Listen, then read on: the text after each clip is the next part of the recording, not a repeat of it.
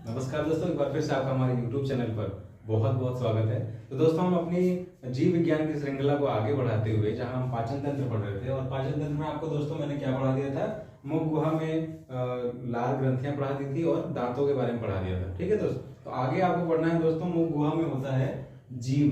क्या होता है? जीव। और उसके बाद आगे हम धीरे धीरे बढ़ते हैं पाचन तंत्र को पूरा करने के लिए। ठीक, तो दोस्तों देखिए, जीव जो है ईश्वर की एक बहुत समझ सकते हैं अद्भुत रचना है ना। ईश्वर को पता था कि मानव की हरकतें आगे चल के कुछ न कुछ कष्टकारी होंगी, तो उसने क्या किया, मानव का भोजन के प्रति रुझान बढ़ाने के लिए, अगर ये रुझान ना होता तो वो खाना पीना छोड़ देता कब का, है ना। तो भोजन का रुझान बढ़ाने के लिए और कई सारी हमारी हेल्पफुल कंडीशंस के लिए क्या किया है, उन्होंने जीव का बनाया, जीव का निर्माण किया। जीव जो है, जीव देखिए दोस्तों, जीव कहाँ पे होती है?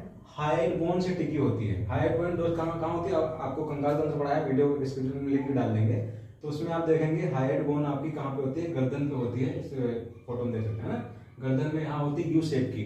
तो उसी में जीव की जो जड़ होती है, जीव का लास्ट पॉइंट होता है, उस पर टिका होता है। जीव की जो लंबाई होती है कितना होता है? 10 सेंटीमीटर। जीव कितनी लंबी होती है? लगभग 10 सेंटीमीटर।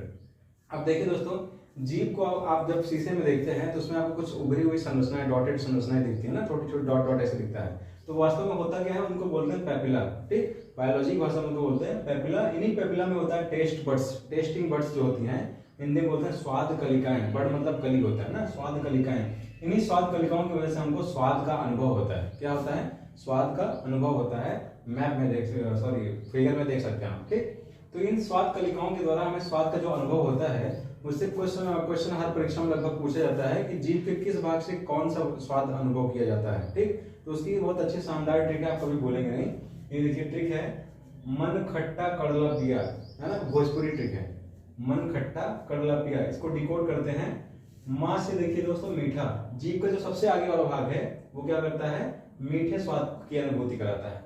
उसके बाद पार्श्व मतलब होता है किनारा, किनारे वाला भाग नमकीन स्वाद का अनुभव कराता है।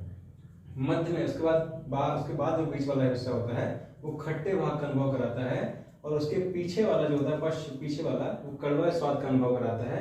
तत्पश्चात का मतलब उसके भी पीछे जो होता है, उससे आपको लहसुन प्याज अदरक का स्वाद पता चलता है। ठीक, तो ये लहसुन प्याज वाला थोड़ा सा नया है मार्केट में। ठीक, तो लहसुन प्याज का स्वाद का अनुभव कैसे होता है?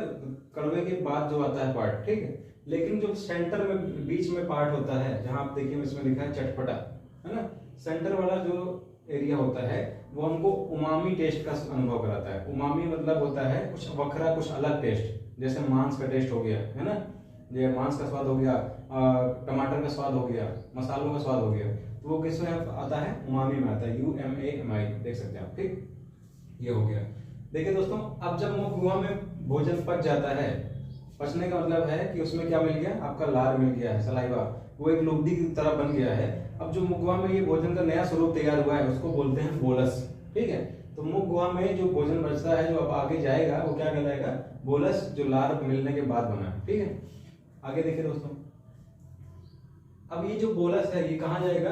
ग्रास नली में जाता है। कहाँ जाता है? देखिए, ग्रास नली में जाता है। ग्रास नली, ग्रास का मतलब होता है चारा, नली का मतलब पाइप, इंग्लिश में इसको बोलते हैं एसोफेगस। ठीक है, तो ग्रास नली जो है, इसमें क्वेश्चन पूछा था क्या ग्रास नली में पाचन होता है? तो याद रखिए दोस्तों, ग्रास नली में पाचन नहीं होता है। ग्रास नली जस्ट वे, खाली एक रास्ता है जो आपके भोजन को मुख से पेट तक पहुंचाता है। ठीक, अब पूछा जाता है कि मुख से जो पेट तक पहुंचाती है ग्रास नली या फूड पाइप होती है, ये फूड पाइप हमारे गर्दन में जो आप देख रहे हैं, ये आगे की तरफ है या पीछे की तरफ है? क्योंकि यहाँ पे दो पाइप है, यहाँ पे क्या है? दो पाइप है। आगे जो होती है वो क्या कहलाती है? वो कहलाती है श्वास नली। क्या कहलाती है? श्वास नली या विंड पाइप। और उसके पीछे होती है फूड पाइप। कभी भी आप देखना, गला दबाते हैं तो आपकी सांस रुकती है, ना कि खाना रुक जाता है ना। तो इसका मतलब आपके आगे जो है शरीर में वो क्या है? विंड पाइप है, उसके पीछे है फूड पाइप। ठीक, तो फूड पाइप में पूछा जाता है कि जो खाना आगे बढ़ता है वो किस प्रक्रम द्वारा या किस प्रक्रिया द्वारा बढ़ता है, उसको क्या बोलते हैं? तो दोस्तों याद रखना इंपॉर्टेंट है, क्रमाकुंचन बोलते हैं। क्या बोलते हैं? क्रमाकुंचन। अब तो इसका थोड़ा सा शब्द का पोस्टमार्टम करके देखते हैं। क्रमाकुंचन का देखिए अर्थ होता है क्रम से कुंचन। कुंचन मतलब होता है सिकुड़ना, क्रम से मतलब सीरियल वाइज, है ना। तो आप इससे एनिमेशन देख लीजिए, ये देखिए कैसे ये क्रम से नीचे जा रहा है। ठीक, क्रम से सिकुड़ता जा रहा है। ऐसा देखिए आप कभी कभी आपके घर में टूथपेस्ट खत्म हो जाता है ना, इसमें बहुत ही थोड़ा सा टूथपेस्ट बचता है, तो आप क्या करते हैं? उसको ऊपर से पकड़ के नीचे दबाते हैं, तो दबाते हैं तो वो क्रम से सिकुड़ता हुआ टूथपेस्ट बाहर आ जाता है ना। तो उसी प्रोसेस को बोलते हैं क्रमाकुंचन या इंग्लिश बोलते हैं पेरिस्टाल्सिस मूवमेंट, देख सकते हैं आप। ठीक है, अब देखिए दोस्तों, इसी ग्रास नली में एक मैकेनिज्म होता है, एक संरचना होती है, बहुत ही इंपॉर्टेंट है, इसको बोलते हैं एपिग्लॉटिस। क्या बोलते हैं? एपिग्लॉटिस। एपिग्लॉटिस शब्द को हिंदी में बोलते हैं कंठच्छद। अब देखिए दोस्तों, इसको भी थोड़ा सा पोस्टमार्टम करते हैं। कंठ जो है ना, हमारा वो बाहर वाला गला होता है, उसको नेक बोलते हैं, अंदर वाला गला थ्रोट कहलाता है। ठीक, उसी तरह से बाहर वाला गला हिंदी में गर्दन कहलाता है, गला कहलाता है, अंदर वाला कंठ कहलाता है। तो कंठ छद, यहाँ पे व्यंजन संधि हुई है। छद का मतलब होता है छापा हुआ है, पूरा जो छा लिया है उसको, है ना, आच्छादित कर रखा है। तो कंठ को अंदर से जो छादित करके रखा है उसको बोलते हैं कंठच्छद या एपिग्लॉटिस। अब इसका आप एनिमेशन देख लीजिए, ये क्या करता है, ये श्वास लेने के समय पे क्या कर देता है, फूड पाइप को क्लोज रखता है, और खाना खाते समय विंड पाइप को क्लोज कर देता है। ठीक, इसी वजह से क्या होता है, आप कभी कभी जब खाना खाते हैं, है ना, आप खाना खा रहे होते हैं और अचानक से क्या कर देते हैं, कुछ बोल देते हैं, तो आपकी श्वास नली खुल जाती है और उसी में भोजन चला जाता है। और भोजन जब चला जाता है तो आपको जो श्वसन तंत्र पढ़ाएंगे उसमें बताएंगे, डायफ्राम जो है वो बहुत तेज से झटका देता है, क्योंकि श्वास नली श्वास के लिए बनी है, भोजन के लिए नहीं बनी है ना। और उसमें जब अवांछनीय पदार्थ आता है तो आपका डायफ्राम पूरी ताकत से उसको बाहर फेंकने की कोशिश करता है, और आपके नाक से चावल पानी सब बाहर आ जाता है ना, इतना प्रेशर से। उसको बोलते हैं हमारे गाँव में कि छिछनी चली गई, है ना। तो किसकी वजह से हुआ? एपिग्लॉटिस की थोड़ी, एपिग्लॉटिस की कोई गलती नहीं है, हमारे इस एपिग्लॉटिस को कंट्रोल कौन करता है? हमारा ब्रेन करता है ना। जो ब्रेन वाले पार्ट पढ़ाएंगे आपको तो उसमें बताएंगे एपिग्लॉटिस को ब्रेन का कौन सा पार्ट कंट्रोल करता है। तो एपिग्लॉटिस जो है वो हमारे ब्रेन द्वारा कंट्रोल होगा। और आप मान लीजिए कुछ खा रहे हैं और खाते खाते क्या किए, कुछ बोल दिए या कुछ सोच रहे हैं, उस केस में क्या होगा, आपका माइंड थोड़ा सा डेविएट हो जाएगा, विचलित हो जाएगा, और उसका ध्यान थोड़ा भटक जाएगा। और जब ध्यान भटक जाएगा तो ये बेचारा कंफ्यूज होता है कि खोलना है कि नहीं खोलना है। ठीक, उसी केस में क्या हो जाता है, कभी कभी खाना कहाँ चला जाएगा, वो श्वास नली में चला जाता है, और श्वास नली के अंदर जो अंदर की मैकेनिज्म है फेफड़ा और डायफ्राम वाली, वो उसको बाहर करने की कोशिश करते हैं, उसी बोलते हैं छिछनी चली गई, है ना। तो ये है एपिग्लॉटिस, देख सकते हैं आप। ठीक, अब नेक्स्ट देखिए दोस्तों, ग्रास नली से होता हुआ खाना कहाँ पहुंचेगा? आपके पेट में पहुंचता है। ये देखिए आपका पेट है, पेट का आकार कैसे होता है? जे आकार का या सी आकार का। ठीक, ये जो पेट है दोस्तों, पेट के 3 भाग होते हैं। पेट के कितने भाग होते हैं? 3 भाग होते हैं। पहला जो सबसे पहला वाला भाग है उसको बोलते हैं कार्डियक। क्या बोलते हैं? कार्डियक। ठीक, उसके बाद जो अगला है उसको बोलते हैं फंडिक या फुंडिक। ठीक है, और लास्ट वाला कहलाता है पाइलोरिस या पाइलोरिक। लास्ट वाला क्या कहलाता है? पाइलोरिक। ठीक है, अब देखिए दोस्तों, पेट जो है बहुत ही दमदार संरचना है, आपके लिए बहुत जरूरी है। इसमें क्या होता है? इसमें जठर रस होता है। देखिए जठर रस जो है ना, जठर शब्द अंदरूनी पेट के लिए आता है। जिस तरह से बाहर वाला पेट अंग्रेजी में बेली कहलाता है, अंदर वाला पेट स्टमक कहलाता है, उसी तरह से शुद्ध हिंदी में अंदर वाला पेट जठर कहलाता है और बाहर वाला पेट उदर कहलाता है। तो जठर में जो रस होता है उसको बोलता है जठर रस। ठीक, और जठर रस जो है बहुत ही ज्यादा अम्लीय होता है। इसका पीएच यानी पोटेंशियल ऑफ हाइड्रोजन होता है 1.8, और याद रखना दोस्तों 7 से जितना ही कम होता जाएगा उतना ही ज्यादा वो तेजाबी या अम्लीय होता है। ठीक है, तो इसका जठर रस का पीएच कितना है? 1.8। अब देखते हैं जठर रस में होता क्या क्या है। अब देखिए जठर रस में क्या होता है, एक चीज होती है HCl, हाइड्रोक्लोरिक एसिड, है ना, जो तेजाब है। आपके टॉयलेट क्लीनर में क्या होता है? HCl होता है। HCl होता है। इसके बाद क्या होता है? एंजाइम होता है। अब एंजाइम में देखिए दोस्तों क्या क्या होता है। एंजाइम 2 तरह के होते हैं खास, एक है पेप्सिनोजिन, एक है प्रोरेनिन। ठीक, अब देखिए पेप्सिनोजिन जो एंजाइम है वो अभी अक्रिय है। क्या है? निष्क्रिय है या अक्रिय, अभी काम नहीं कर रहा है। लेकिन जैसे ही HCl आएगा, इसके प्रभाव में आएगा, HCl के प्रभाव में पेप्सिनोजिन आएगा, ये पेप्सिन में बदल के सक्रिय हो जाता है, एक्टिवेट हो जाता है ना। ये क्या हो जाता है? पेप्सिन में बदल के सक्रिय हो जाता है। और यही पेप्सिन एंजाइम क्या करेगा? प्रोटीन को उसके अवयव यानी पेप्टाइड या पेप्टोन में तोड़ देता है ना। फिर दोबारा सुनिए, पेप्सिनोजिन क्या होता है? अक्रिय अवस्था में होता है, जिसको HCl एक्टिवेट कर देता है, और ये पेप्सिन सक्रिय हो जाता है, सक्रिय रूप में पेप्सिन बन जाता है, और ये पेप्सिन प्रोटीन को उसके अवयव यानी पेप्टाइड और पेप्टोन में तोड़ देता है। ठीक, ये है पेप्सिन। काम किसने किया? उत्प्रेरक का काम किया किसने? HCl ने। उत्प्रेरक जानते होंगे, केमिस्ट्री में पढ़ा होगा। अगला जो है प्रोरेनिन। प्रोरेनिन अभी निष्क्रिय है। सेम देखिए, प्रोरेनिन भी क्या है? निष्क्रिय है। और जैसे ही HCl आता है, HCl इसको रेनिन बना देता है, और रेनिन क्या हो जाता है? एक्टिवेट हो जाता है, सक्रिय हो जाता है। मतलब प्रोरेनिन का सक्रिय रूप क्या है? रेनिन है, या रेनिन का निष्क्रिय रूप क्या है? प्रोरेनिन है। ठीक, इसकी उपस्थिति में HCl की उपस्थिति में। अब ये रेनिन क्या करता है? देखिए ये रेनिन क्या करता है? कैसिनोजन को कैसीन दूध के प्रोटीन में बदल देता है ना, कैसिनिजन को रेनिन कैसीन में बदल देता है। अब ध्यान देना दोस्तों, जो छोटे बच्चे होते हैं, छोटे बच्चे, इसी छोटे बच्चों के अंदर जब रेनिन का उत्पादन होता है, वो दूध की जो प्रोटीन होती है कैसीन प्रोटीन, उसको कैल्शियम पैरा कैसिनेट में बदल देता है। और जो आपका जो बच्चे दूध पीते हैं, पीने के बाद उनके अंदर दूध का थक्का बन जाता है और आसानी से पच जाता है, ठीक, क्योंकि उनका डाइजेस्टिव सिस्टम उतना अच्छा नहीं होता है। लेकिन कभी बच्चों को आप थोड़ा उल्टा सीधा कर देते हैं ना, तो उनके मुंह से दही निकलती है, वो एक्चुअल में क्या है, कैल्शियम पैरा कैसिनेट की वजह से दूध का क्या हो गया, थक्का बन गया, ठीक, वो इसलिए दही निकलती है। तो दोस्तों आपको अभी बता दिया मैंने कि जठररस क्या है, पीएच 1.8 है, इतना खतरनाक तेजाब आपके पेट में है ना। तो आपके दिमाग में क्वेश्चन आना चाहिए, क्या पेट को कोई अंदरूनी दिक्कत नहीं आती है? तो दोस्तों एक भगवान ने हर चीज को मैनेज बहुत अच्छा से किया है ना। पेट में इतना खतरनाक तेजाब तो है, इतना खतरनाक है कि अगर आप ब्लेड भी निकल जाएं तो ब्लेड भी गल जाती है, ठीक। लेकिन पेट की अंदरूनी भागों से, मतलब इस तेजाब से रक्षा करता है श्लेष्म। कौन करता है? श्लेष्म, जिसको आप बोलते हैं म्यूकस, है ना, देख सकते हैं। म्यूकस जो है एक चिपचिपा पदार्थ होता है जो पेट की अंदर आंतरिक लेयर बनाता है और वही उसकी रक्षा करता है, ठीक। यानी पेट की अम्लता कम करने का काम कौन करेगा? श्लेष्म करता है, यानी पेट के आंतरिक भाग की रक्षा करता है श्लेष्म, ठीक है। अब देखिए दोस्तों, जठररस का उत्पादन उतना ही होगा जितना ज्यादा आप खाना खाते हैं। जितना ज्यादा आप खाना खाएंगे उतना उसको पचाने के लिए जठररस का मेन रोल क्या है? सूक्ष्म जीवों को तोड़ना है, और उसके साथ साथ प्रोटीन को तोड़ना है। तो ये जठररस उतना ही ज्यादा बनेगा जितना आप खाना खाएंगे, और ज्यादा खाना खाते हैं तो ज्यादा जठररस बनता है, और उस कंडीशन में वो कंडीशन कहलाती है कि हमको एसिडिटी हो गई है। क्या हो गई है? एसिडिटी हो गई है ना। एसिड ज्यादा रिलीज हुआ तो एसिडिटी हो गई, खट्टी डकारें आने लगती हैं, पुदीना खाना पड़ता है ना। तो उस केस में क्या होता है, जब जठररस का उत्पादन ज्यादा हो गया और आपको एसिडिटी हो गई, तो डॉक्टर रिकमेंड करते हैं भैया इनो पी लो। क्या पी लो? इनो के आगे लिखा है एंटासिड। एंटासिड का अर्थ होता है एंटी एसिड। एंटी एसिड मतलब एसिड के जो विपरीत काम करे, क्योंकि ये जठररस एसिड है, तो एसिड का प्रभाव कम करने के लिए इनो बनाया गया है, वैज्ञानिकों ने बनाया है। इनो एक्चुअल में एक फ्रूट साल्ट होता है। क्या होता है? Fruit salt. ये किससे बना होता है? सोडियम कार्बोनेट, सोडियम बाइकार्बोनेट और साइट्रिक एसिड से, ठीक है। तो ये एंटी एसिड यानी प्रति अम्लीय पदार्थ है जो पेट की अम्लता दूर कर देता है और आपकी खट्टी डकारें ठीक हो जाती है, ठीक है। नेक्स्ट आगे देखिए दोस्तों, अब ये हो गया। देखिए अब जब आमाशय में ये सब मिल गया, जठररस मिल गया, तो आमाशय में पचा हुआ भोजन काइम कहलाता है। क्या कहलाता है? काइम कहलाता है। काइम हिंदी में बोलते हैं अम्लान्न, अम्ल प्लस अन्न, अन्न में क्या मिल गया? अम्ल मिल गया, ठीक है। अब देखिए दोस्तों, अब ये पचा हुआ भोजन कहाँ आगे बढ़ेगा? आपकी छोटी आंत में आता है। कहाँ पे आता है? छोटी आंत। तो देखिए दोस्तों, ध्यान देने वाली बात ये है, छोटी आंत का नाम छोटा है लेकिन इसके दर्शन बड़े हैं। क्या है? दर्शन बड़े हैं। छोटी आंत की लंबाई होती है लगभग 6 मीटर और इसका व्यास होता है 1 इंच।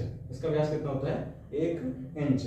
और छोटी आंत के 3 भाग होते हैं। छोटी आंत के कितने भाग होते हैं? 3 भाग। सबसे पहले शुरुआत वाला भाग क्या कहलाएगा? ड्यूडेनम कहलाएगा, उसके बाद जेजुनम कहलाएगा, फिर इलियम कहलाएगा, ठीक। देखिए सामने आ रहा है DJI, याद कर सकते थे DJI, ठीक। ड्यूडेनम को हिंदी में बोलते हैं ग्रहणी, जेजुनम को बोलते हैं मध्यांत्र और इलियम को बोलते हैं शेषांत्र। मतलब आंत्र जो है वो आंत का तत्सम रूप है शुद्ध संस्कृत में, है ना। अब देखिए दोस्तों, इसी जो छोटी आंत है ना, ये जो छोटी आंत है, इसके अंदर क्या होती है? आंतीय ग्रंथि होती है। आंतीय ग्रंथि भी क्या करेगी? वो क्या करेगी? आपके लिए, आपके पाचन के लिए कुछ एंजाइम प्रोड्यूस करेगी, है ना। तो आंतीय ग्रंथि जो होती है वो आंत के अंदर आप सूक्ष्म देखेंगे कुछ उभरी हुई संरचनाएं होती हैं। ऐसी ऐसी कुछ उभरी हुई संरचनाएं होती हैं जिनको बोलते हैं विली। क्या बोलते हैं? विली, या इन्हीं को बोलते हैं हिंदी में रसांकुर। क्या बोलते हैं? रसांकुर।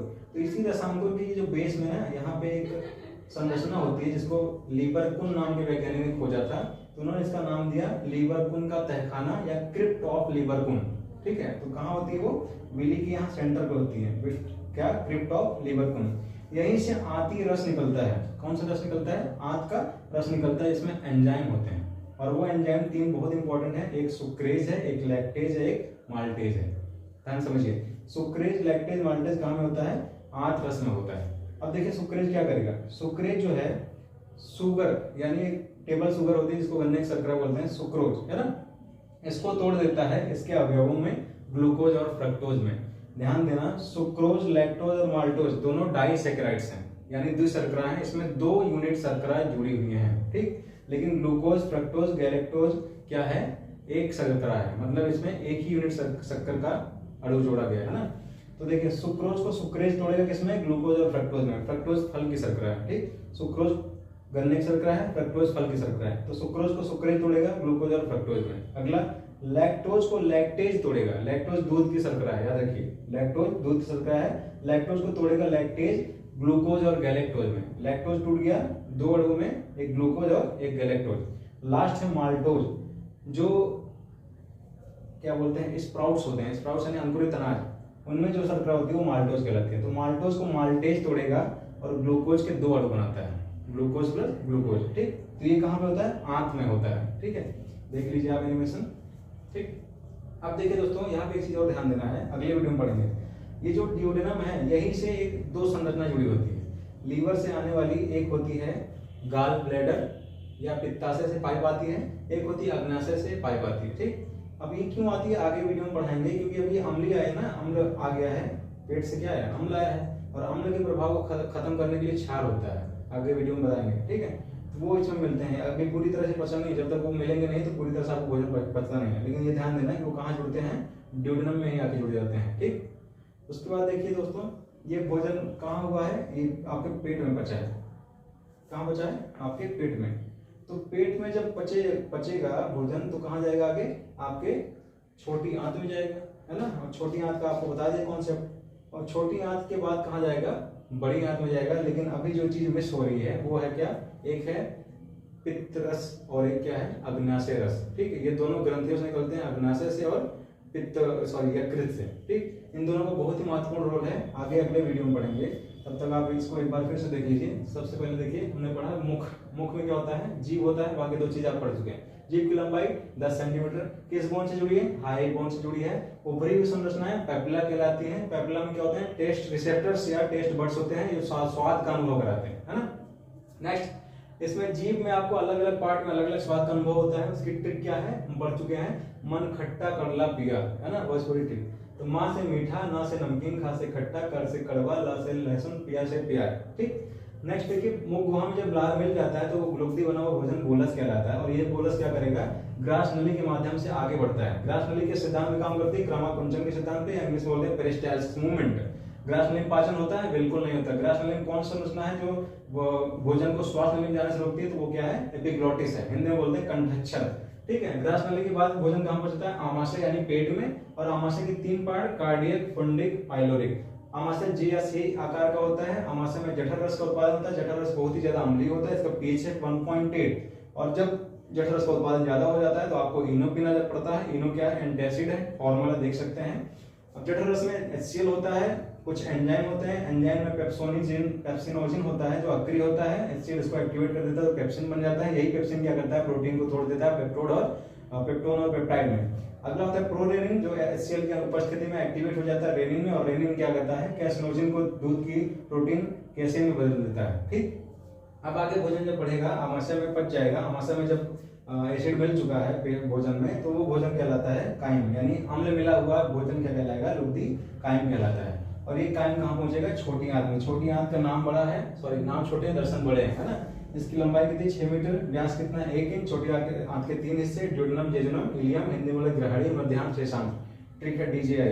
आंत में क्या होती है, ऊपरी हुई संरचना होती है, माइक्रोस्कोप से देखते हैं, इसको बोलते हैं विलाई। और इसमें भी जो आपको डॉट दिख रहे हैं इसी से ऊपरी हुई संरचना, इसको बोलते हैं माइक्रोविली, है ना। और इसी के बीच में क्या होता है, ये लिवर कुंड का तहखाना या क्रिप्ट ऑफ लिवर कुंड, जहां से आपका आंतरस निकलता है। और आंतरस में 3 प्रकार के महत्वपूर्ण एंजाइम होते हैं। एक होता है सुक्रेज, जो सुक्रोज को ग्लूकोज और फ्रक्टोज में तोड़ेगा। लैक्टेज, लैक्टोज को ग्लूकोज और गैलेक्टोज में तोड़ेगा। माल्टेज, माल्टोज को 2 अणु ग्लूकोज के उसमें तोड़ देगा, ठीक। ये फिर आगे बढ़ेगा कहाँ पे, बड़ी आंत में जाएगा। और बड़ी आंत में जाने से पहले आपको 2 चीज महत्वपूर्ण पढ़नी है, एक पित्त के बारे में और एक अग्नाशय रस के बारे में, ठीक है। अग्नाशय रस को बोलते हैं पूर्ण पाचक रस। तो ये आज का था, अगला हम नेक्स्ट वीडियो में पढ़ेंगे। क्लास अच्छी लगी तो धन्यवाद।